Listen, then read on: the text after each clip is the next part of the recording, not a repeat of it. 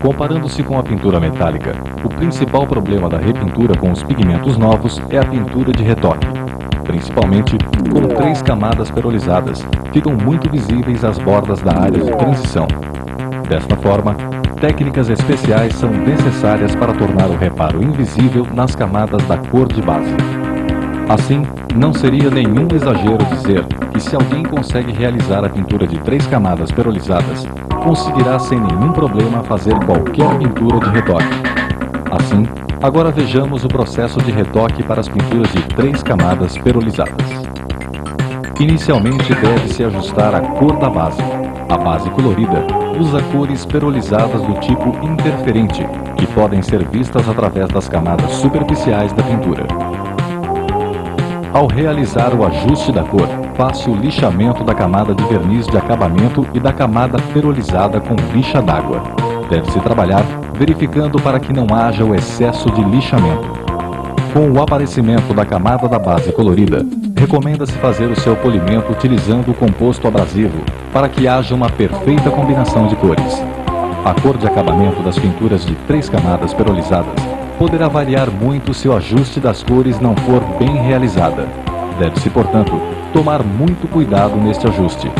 Pode-se usar também o método de ajuste com cores padrão existentes na tabela de cores. Se a cor do corpo de prova coincidir com a cor da base, pinta-se sobre esta camada a cor perolizada. Na preparação da amostra de cor, deve-se pintar em 4 a 5 corpos de prova uniformemente com a cor da base e a base perolizada. Como a tonalidade da cor perolizada varia de acordo com a espessura da camada de pintura, recomenda-se aplicar um número diferente de mãos de base perolizada para cada corpo de prova.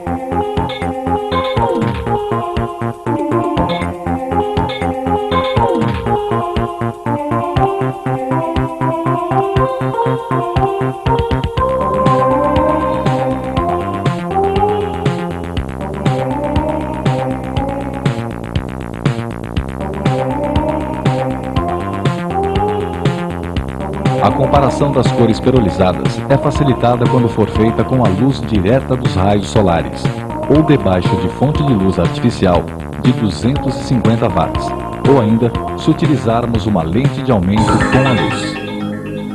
Inicialmente, vamos fazer a preparação da superfície a ser pintada até a região de transição, deixando-a uniforme e limpa, utilizando o composto abrasivo médio. Após o desengraxamento com o uso de solução desengraxante e da limpeza total, para que haja uma boa aderência da névoa, recomenda-se a aplicação de blender na região de transição. Em seguida, para que não haja falhas na base colorida, deve-se aplicar de 3 a 4 demãos.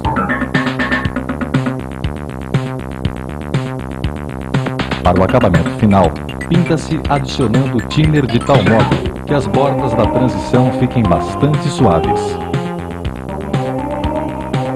Aplicar 1 a 2 demãos de tinta perolizada colorida, misturada na proporção de 9 partes de base perolizada, diluída com 1 parte de base colorida, em uma área pouco maior que a região pintada da base colorida.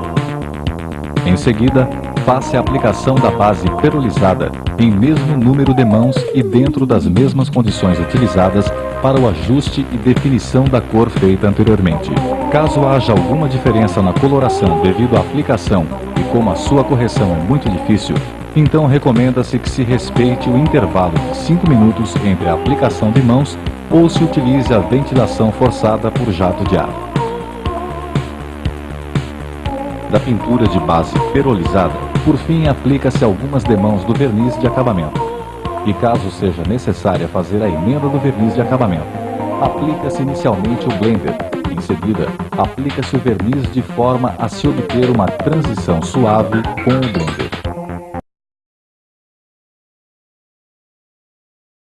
Por fim, para que haja uma combinação perfeita entre a textura e o brilho da superfície, faça o polimento de acabamento com o uso de materiais tais como os compostos abrasivos para polimento. Estas ferramentas são utilizadas para o acabamento final.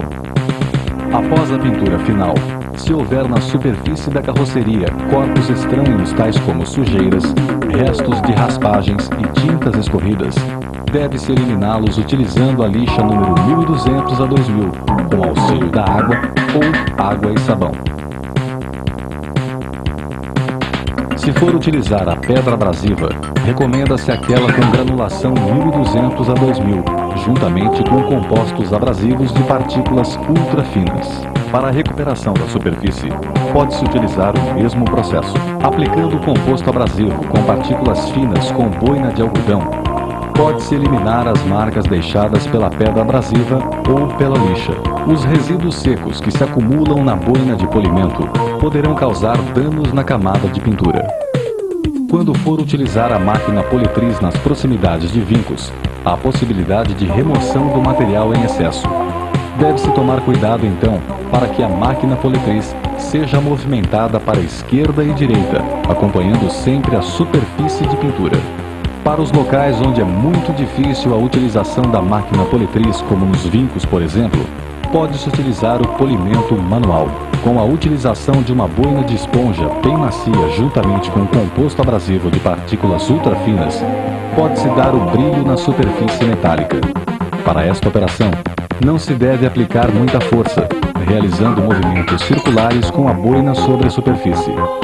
Quando houver necessidade de lixamento, assim como na pintura de pulverização, deve-se movimentar a máquina politriz para a esquerda e para a direita. Para as bordas da área de transição, recomenda-se fazer o polimento a partir da superfície repintada em direção à camada da pintura antiga. Para a abrasão, através de compostos abrasivos, recomenda-se iniciar por compostos contendo partículas médias, passando gradativamente para partículas finas e ultra finas.